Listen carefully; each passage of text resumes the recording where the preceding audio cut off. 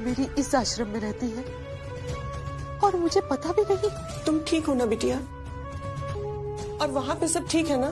तुमको इतनी रात गए यहाँ आने का खतरा मोल नहीं लेना चाहिए था।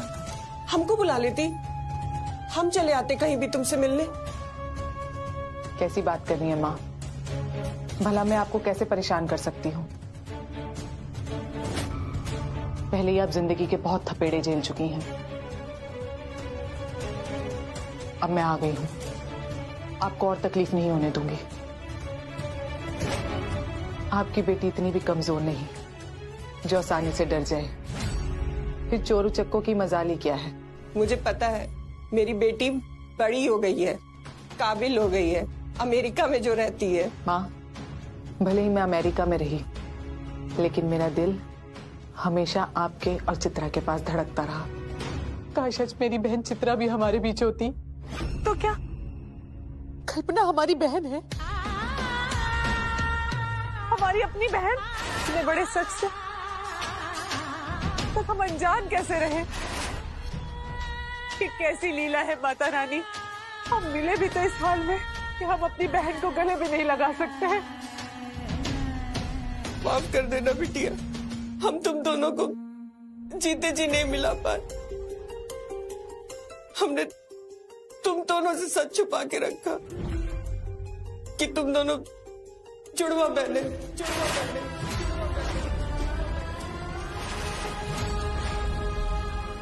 काश हमने तुम दोनों को बचपन से ही साथ रखा होता। मैं एक अभागी माँ हूं कल्पना। पैदा होते ही हमने कलेजे के दोनों टुकड़ों को अलग कर दिया। हमने तुमको अपनी बहन के गोद में डाल दिया और हम भी इसके काबिल नहीं थे कि हम तुम दोनों को पाल सके। और मेरी बहन की कोई संतान भी नहीं थी। वो तुझको हमसे और चित्रा से दूर ले गई। हम सिर्फ देखते रह गए, लाचार, असहाय। मैं समझ सकती हूँ माँ, आपकी लाचारी। आप प्लीज रोइए मत।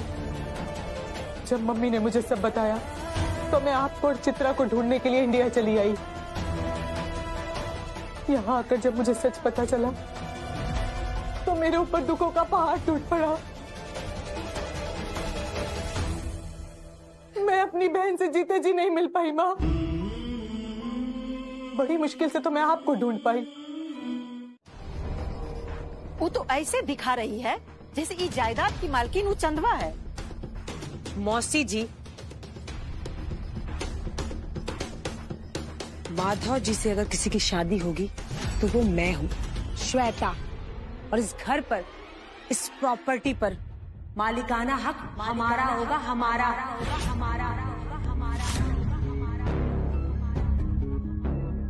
मुझे तो बस एक बात की फिक्र है कि ये जो बदलाव कल्पना में आया है वो कोई नाटक है या सचमुच है। कल्पना पर नजर रखनी होगी। बेटा, तुम जो भी बोल रही हो ना, बिल्कुल सही बोल रही हो। मुझे भी उस कल्पना सिंह का बात व्यवहार पहले ही दिन से डाउटफुल लग रहा था, लेकिन तब मैंने कुछ बोला नहीं था क्योंकि मुझे डर था कि अपना ये बिजनेस डील कहीं किसी अड़चन में न पड़ जाए। लेकिन अब हमें कुछ करना ही होगा, इससे पहले कि वो चंदवा को अपने सिर पर बिठा ले।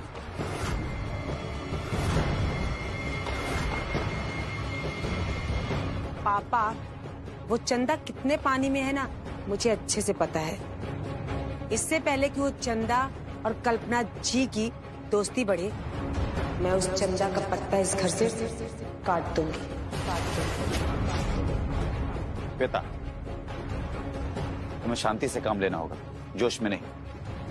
अब तो हमको भी उस पर डाउट होने लगा है, इसीलिए हमने अपने आदमियों को लगा दिया है। हम उसकी कुंडली छनवा रहे हैं। कौन है, कहां रहती है, विदेश में कैसे पहुंची। यहां कोई तो होगा जो उसको जानता होगा। उसके परिवार में, उसके खानदान में कोई ना कोई जरूर होगा। पर सावधान रहना रुद्र, उस मुरारी से। गलती से भी उसके सामने इस बात का कभी जिक्र मत करना। हो सकता है उस कल्पना सिंह ने ही मुरारी को यहाँ भेजा हो। बल्कि मुझे तो ऐसा लगता है कल्पना सिंह और मुरारी आपस में मिले हुए और उसको भेजने के बाद कल्पना यहाँ आई। इसलिए हमें जो भी करना होगा बड़ी ही सावधानी के साथ। हमको कच्चा खिलाड़ी समझ रहे हैं क्या बलदेव चाचा? हम सावधानी बरत के ही चल रहे हैं। इसीलिए हमने अपने सबसे खास आदमी को लगा दिया है। क्यों समझ लीजिए कि वो एक खुफिया एजेंट है। लेकिन रुद्र, हमारे पास इतना टाइम नहीं है कि हम छानबीन करते रहें। जो भी करना होगा जल्दी करना होगा। श्वेता, तुम एक काम क्यों नहीं करती हो? कुछ ऐसा करो और उसकी सच्चाई बाहर आ जाए। अरे तुम किसी से कम हो का? तुम्हारे सामने तो अच्छे अच्छे पानी भरते हैं। कुछ ऐसा करना होगा जो अपनी ही बातों में उलझ के अपनी सच्चाई उगल दे। मौसी जी, मैं अब तक शांत थी, लेकिन मेरे दिमाग में भी एक प्लान है जिससे ये पता चल जाएगा कि आखिर क्यों ये कल्पना चंदा पर इतनी मेहरबान है। और चंदा का क्या है, उसको टैकल करना तो हमें अच्छे तरीके से आता। रुद्र, जब चंदा चाय लेके आई गई है तो पी लो। हाँ माधव बाबू, देखिए ना, हम रुद्र भैया खातिर चाय लेके आयल रही, लेकिन रुद्र भैया केहू से बात करत रही। अरे चंदा, चाहिए ठंडा हो जाएगा तब दोगे। क्या है भैया कि हम वो बात सोच रहे थे। हम सोच रहे हैं कि सासाराम शहर चले जाते हैं। वो क्या है कि अपना बैंक आना बहुत काम पेंडिंग में है। एक मिनट भैया। अरे बोल रहे हैं ना कि भैया से हम कुछ बात कर रहे हैं, समझ में नहीं आता है तुमको। और मैनेजर साहब से हमारी रोज बात हो रही है। वो कह रहे थे कि किसान विकास पत्र को लेकर के कुछ अपना लोन जो है पुराने जमाने से यानी दादाजी के जमाने से रह गया है, तुम जाके क्लियर करवा लेते। माता बाबू एक मिनट, वो हमरा के ना कल्पना दी के साथ कहीं बाहर जाए के है, तो हम जाते हैं। अब चाय लेब का? नहीं, हम चाय नहीं पियेंगे। ठीक है, सॉरी रुद्र भैया, अब आप बात कर ली। पागले भी यहाँ। कल्पना जी, आपने उसे माफ कब कर दिया? माफ नहीं किया, दिखावा कर रही हूँ, और वो भी तुम्हारे लिए। मेरे लिए? मुझे मालूम है मिस्टर माधव को लेकर तुम्हारे मन में क्या फीलिंग है, और चंदा उन फीलिंग्स के आड़े आ रही है। हाँ श्वेता, दुश्मन को अगर मार देनी हो ना तो सबसे पहले उसका ध्यान भटकाना पड़ता है।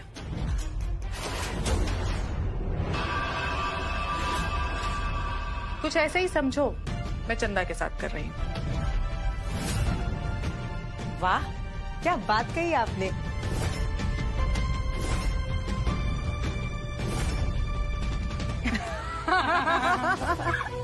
ये कल्पना सिंह तो श्वेता की भी माँ निकली। हमने सोचा भी नहीं था कि ये दुष्टता की सारी हदें पार कर जाएगी।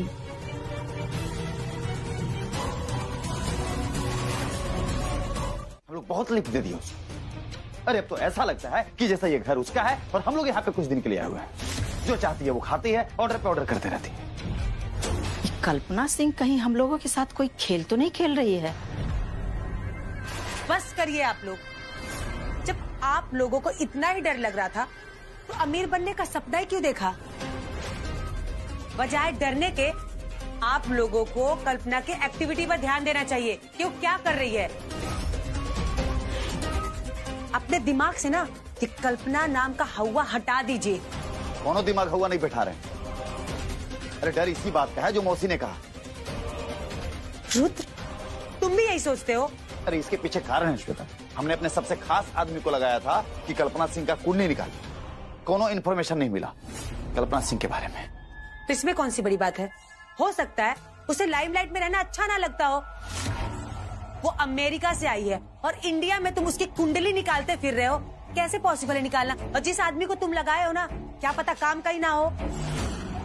लाखों करोड़ों का फायदा होने वाला हम लोगों का। आप लोग ना बस उस पर ही ध्यान दीजिए।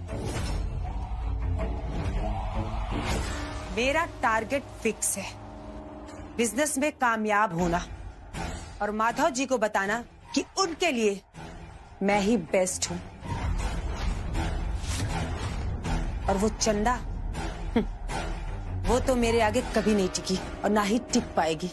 और इसके बाद उस चंदा का माधव जी की जिंदगी से हमेशा हमेशा के लिए आउट। डिनर पर ले जाने के लिए थैंक यू। अब मुझे नहीं पता था कि सासाराम में इतने अच्छे होटल्स और रेस्टोरेंट्स भी हैं। Thanks once again. अरे इसमें थैंक यू बोलने की क्या जरूरत है?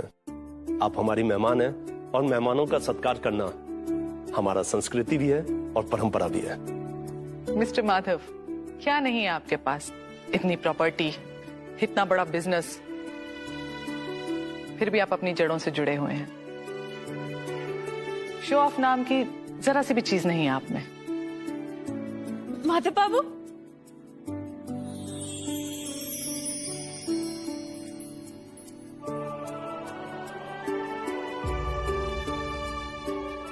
अरे वाह चंदा, ये साड़ी तो तुम में बहुत जच रही है। थैंक यू माधव बाबू। पता है माधव बाबू, ये साड़ी हमरा के कल्पना दीदी दिलवाले हैं। वो हमरा के दिन में लेके सासाराम सिटी गई रहली। हाँ हमें पता है, कल्पना जी ने हमें बताया था।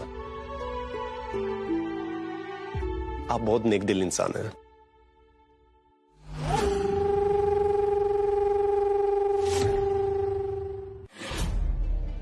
देख रही हो ना श्वेता, तीनों कैसे गुटरगु कर रहा है। अरे तुमको गुस्सा नहीं आता है? हम रहते ना, चंदवा से पहले कल्पना का मुंह नोच लेते। कैसे माधव से चिपकते जा रही है। फिक्र नॉट मौसी जी, कल्पना जी जो कुछ भी कर रही है ना, श्वेता की भलाई के लिए कर रही है। ये पैसा भी ना गजब की चीज होती है। श्वेता के आंख के सामने मकड़ी का जाला लग गया है। वो कल्पना के जाल में इतना उलझ गई है, न दिखाई दे रहा है और न सुनाई दे रहा है। हाँ, हमको क्या करना है? दीदी ठीक होती तो ये सब का नौबत ही ना आता। पता है माधव बाबू, आज हमनी शॉपिंग मॉल गई रहली। चंदा, माल नहीं, मॉल। हाँ, वो शॉपिंग मॉल।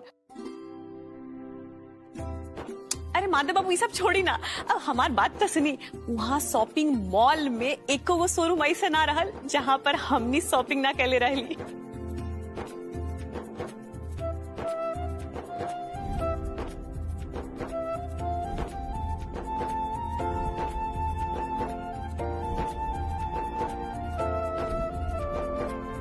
कोई मार्केट वार्केट नहीं, पहले बैठ हमारे साथ लंच कर। आ इधर। मौसी जी आपकी थाली लगी हुई है, आ जाइए।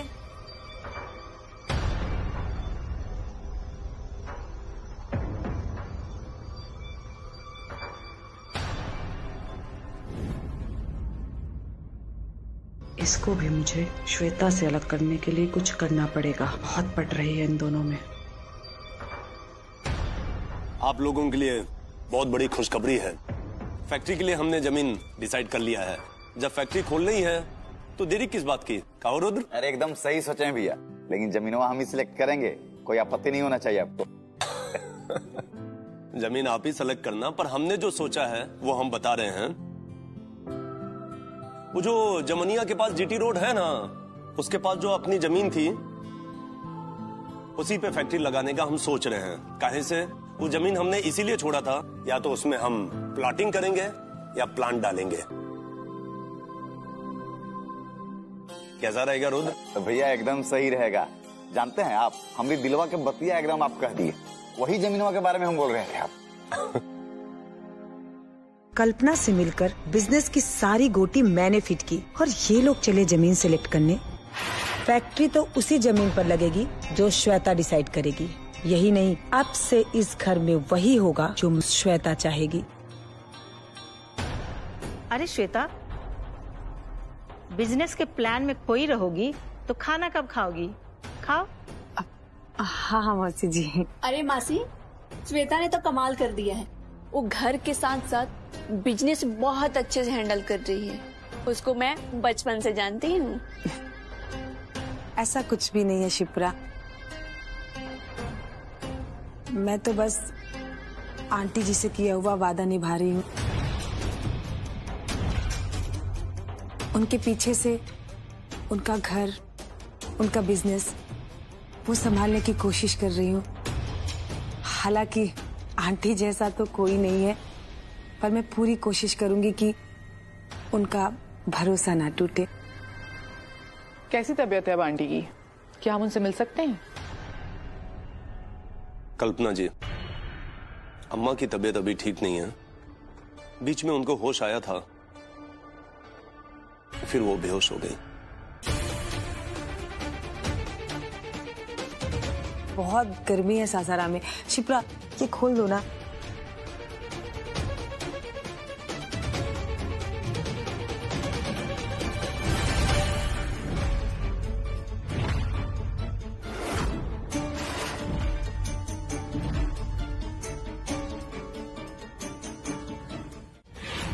अभी आप लोग कल्पना सिंह को जानते हैं कहाँ हैं?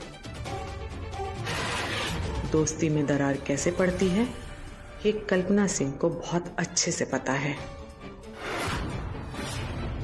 तुम लोग मिलके भी पता लगाना चाहोगी कि आखिर ये सब क्या हो रहा है, तो भी पता नहीं कर पाओगी, क्योंकि कल्पना सिंह किसी काम को बड़ी ही सफाई से अंजाम देती है। उसे अपने पीछे सबूत छोड़ने की आदत नहीं है।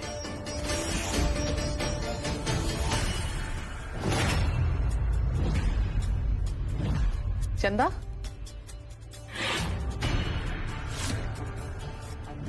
अपनी अम्मा से कहना कि मैंने तुम्हें रोक लिया था। चलो अभी बैठो।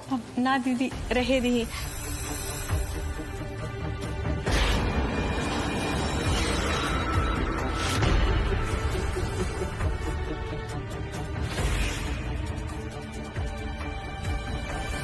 किसी को पता भी नहीं चला कि कब मैंने शिप्रा को श्वेता की जिंदगी से निकाल बाहर किया। अब से इस घर में श्वेता का कोई बेस्ट फ्रेंड रहेगा तो वो मैं हूँ, और मेरे रास्ते का जो रोड़ा बनने की कोशिश करेगा उसका हाल भी मैं शिप्रा जैसा ही करूंगी, क्योंकि मुझे मेरे मंजिल के रास्ते में किसी तरह की रुकावट पसंद नहीं, चाहे इस घर का कोई और मेंबर ही क्यों ना हो।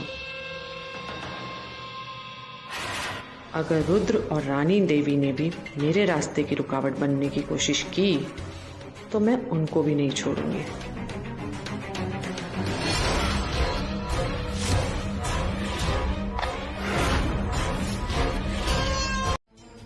देखा, वो दिन हम आवेश में आके बुआ जी के बहुत कुछ उल्टा सीधा बोल दे ले रही। हमके बुआ जी से भी माफी मांगे के बा। चल चला बुआ जी के पास चले के चला। ना माता बाबू, ना, आप नहीं दी। अम्मा के घाव अभी तक भरल ना।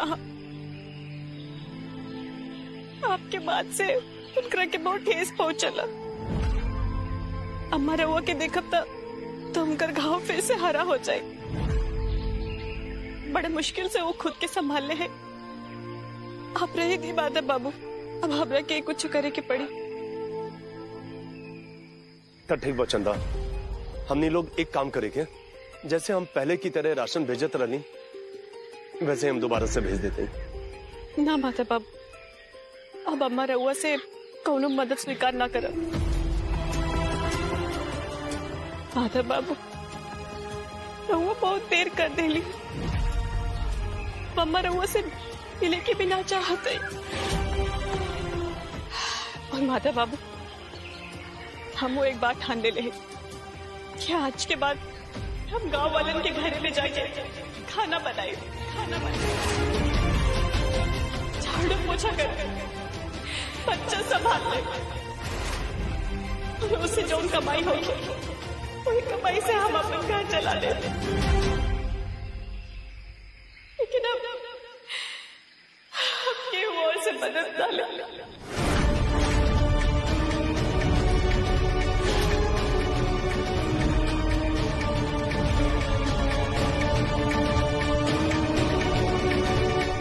काहे बेचैन आत्मा की तरह इधर से उधर घूम रही हैं?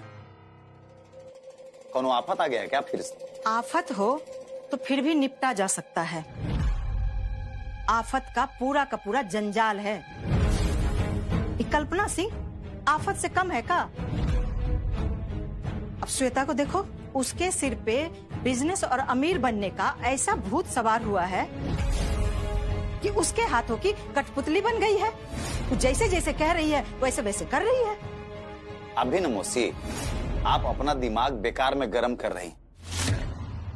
अरे ये तो पुराना रीत है, अपना मकसद पूरा करने के लिए ये सब तो करना ही पड़ता है। और श्वेता तो बात ही मान रही है ना, जी हजूरी तो कर नहीं रही। अब एक बात बताइए मौसी, हमको देख लीजिए, आप अपने आप को देख लीजिए। हम लोग अम्मा के हर बात में हाँ में हाँ मिलाते हैं ना। इसका मतलब तो ये नहीं कि हम लोग अम्मा के कठपुतली हैं। और मौसी, श्वेता को कम मत आकिए। अगर कल्पना सिंह डाल है तो श्वेता बात। अच्छा मौसी, कहीं आप इस बात को लेकर के तो परेशान नहीं है कि आजकल श्वेता किसी भी बात में आपसे सलाह नहीं लेती? अरे ऐसा नहीं है रुद्र, हमको श्वेता पे बस एक बात का गुस्सा है कि श्वेता शिप्रा को थप्पड़ मारी है। और सिर्फ थप्पड़ ही नहीं मारी है, उसको घर से भी बाहर निकाल दी। हमको नहीं लगता है कि शिप्रा ऐसा कर सकती है। श्वेता का अपनी सहेली के साथ ये रवैया हमको बिल्कुल अच्छा नहीं लगा।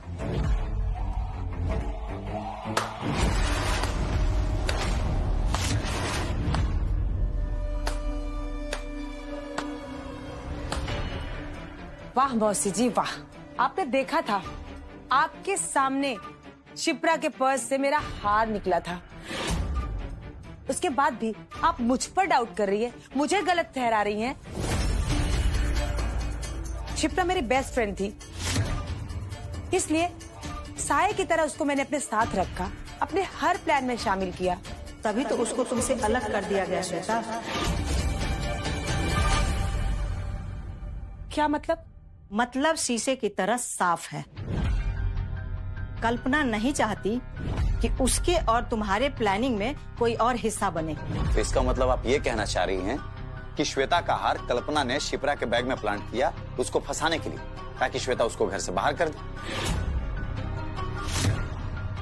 ये सब कहानी की किताब पढ़ पढ़ के ना अम्मा को सुनाने का कहानी गढ़ी। कुछ नहीं है, मौसीना इनसिक्योर है बस।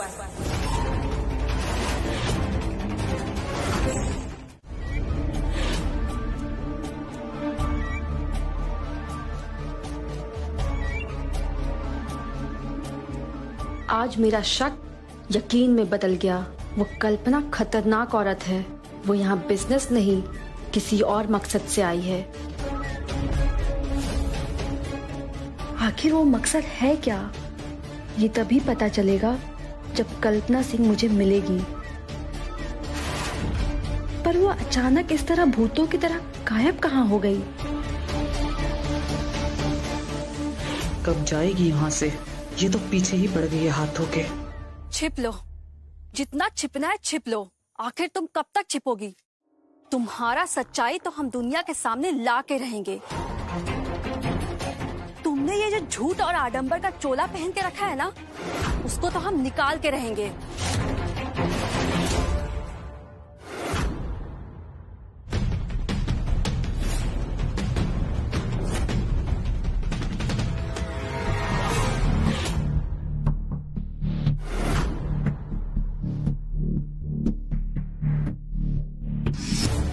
आज तो मैं बच गई, पर लगता है काजल ने मेरा चेहरा देख लिया। मुझे इसका कुछ करना पड़ेगा, नहीं तो अब तक सारे किए कराए पर पानी फिर। हम जानते हैं बेटा, तुमने अपने कंधे पे बहुत बड़ी जिम्मेदारी ले रखी है। अच्छा सुनो, हम तुम्हें कुछ देना चाहते हैं। क्या माँ?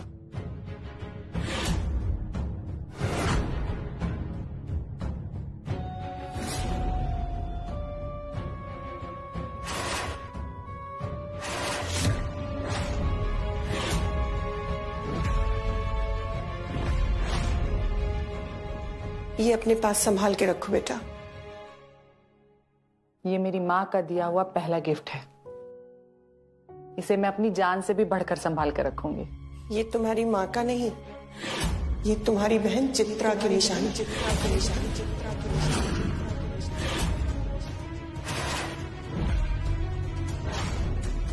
इसे हमेशा अपने पास रखना।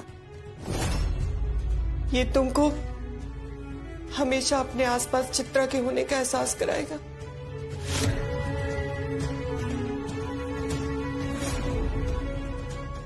काश मैं अपनी बहन चित्रा से जीते जी मिल पाती,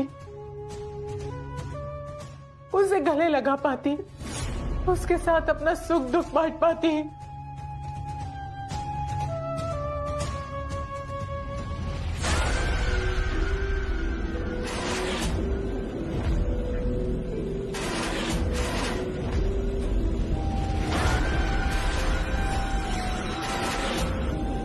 काश तुम्हारी इच्छा मैं पूरी कर पाती।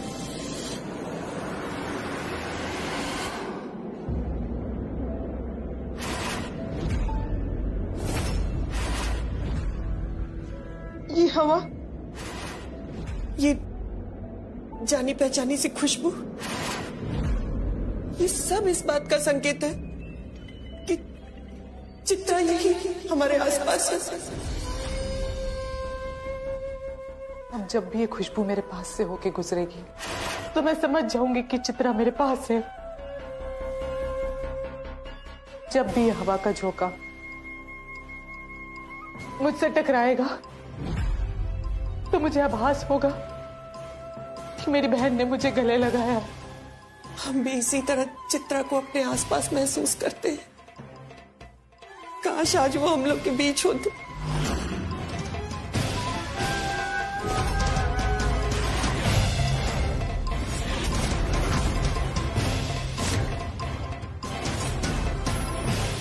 हमसे बिना सलाह किए हुए कोई भी फैसला नहीं होता है। दीदी के पीछे भले ही श्वेता काम संभाल रही है, लेकिन इस घर के हम जिम्मेदार सदस्य हैं। मैंने इस बात से कब इनकार किया मौसी?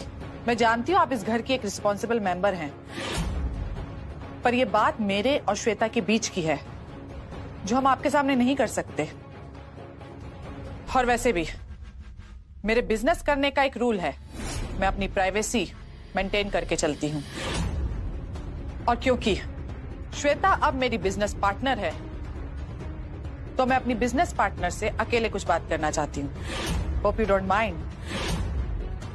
अब मौसी जी प्लीज बात को समझिए, बस थोड़ी देर के लिए मैं कल्पना जी से बात करके आती हूँ।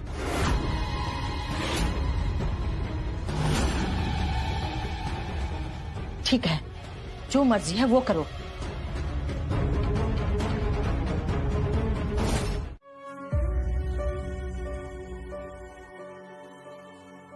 आप जब तक इस घर में रहेंगे तब तक कोई भी शांति से रह नहीं सकता।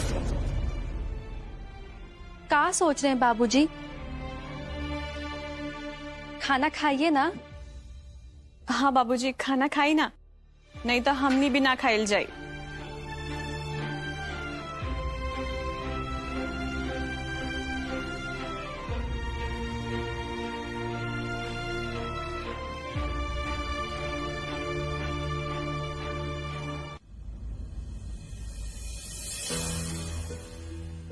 बेटा,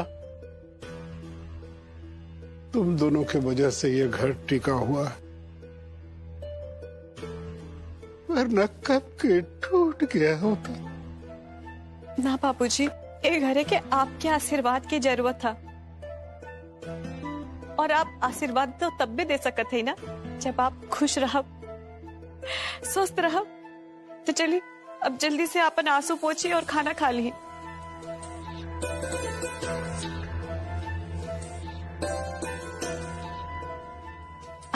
अब बाबूजी, हमरा के ना रउआ के खुशखबरी देवे के हा। बोलो ना बेटा। हम ना कल्पना दीदी के असिस्टेंट बन गई है। मुझे मालूम है मिस्टर माधव को लेकर तुम्हारे मन में क्या फीलिंग है, और चंदा उन फीलिंग्स के आड़े आ रही है। श्वेता, दुश्मन को अगर मात देनी हो ना तो सबसे पहले उसका ध्यान भटकाना पड़ता है। कुछ ऐसे ही समझो मैं चंदा के साथ कर रही हूँ।